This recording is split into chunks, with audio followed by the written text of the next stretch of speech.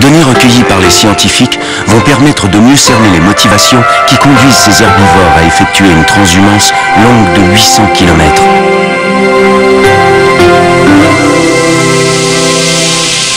Ce matin, ces lions du Serengeti vont assister à un spectacle insolite. Les zèbres qui viennent d'accomplir plus de la moitié de leur périple migratoire leur préparent une étonnante chorégraphie.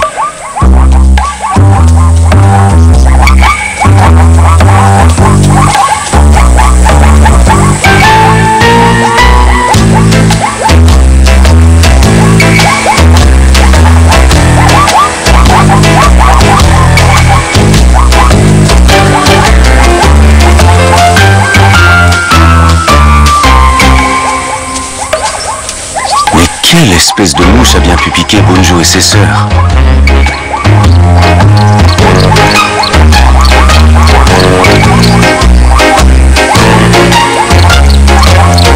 En réalité, pour les zèbres, la communication est fondamentale.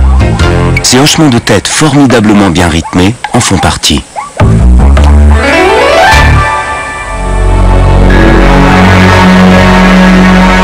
Guidés par un appel similaire à celui qui les avait menés au Masai Mara, de grandes hardes se sont reformées et se dirigent en files indiennes vers les plaines situées plus au sud. Déjà, 3 participants au grand raid des gnous ont franchi la frontière tanzanienne.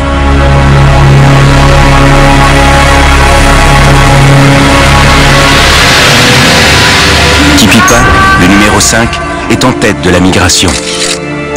Après avoir échappé à la mort, Bunju, la numéro 3 et sa famille le suivent de près.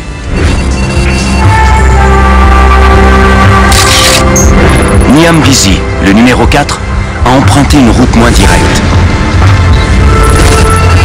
Mlipo, le gnou numéro 2 et son groupe fort de 2000 individus sont à la traîne. Pour Nguoma, le gnou numéro 7, le trajet n'est qu'une succession d'allers et retours. Punda, elle, ne semble pas pressée d'abandonner le Masai Mara.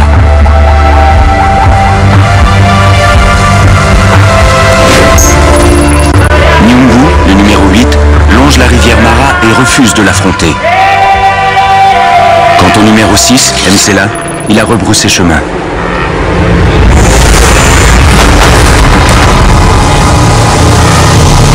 Il y a eu aussi des victimes. Zouzou, le numéro 10, a succombé à l'effort. C'est la première victime du périple. Et Mapépé, le zèbre numéro 1, a disparu sans laisser de traces.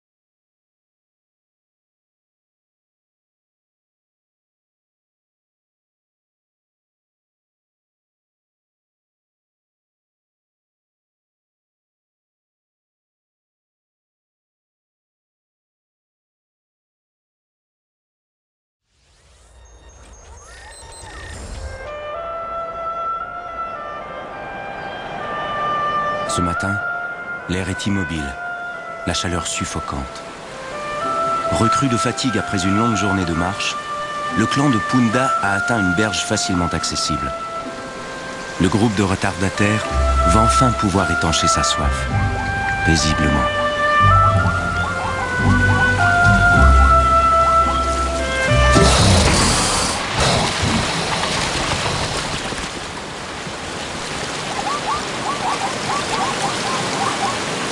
L'attaque était imprévisible.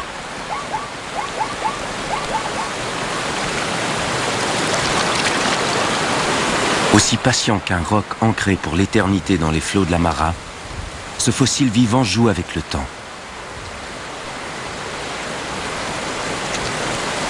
Sur le territoire des lions, Punda a déjà côtoyé la mort.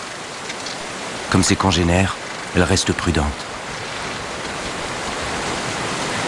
Cependant, la soif qui brûle les entrailles a raison de la peur qui tétanise l'esprit. Nouvelle tentative, et le soulagement qu'on éprouve alors peut faire oublier le danger. L'ennemi est pourtant là, tout près.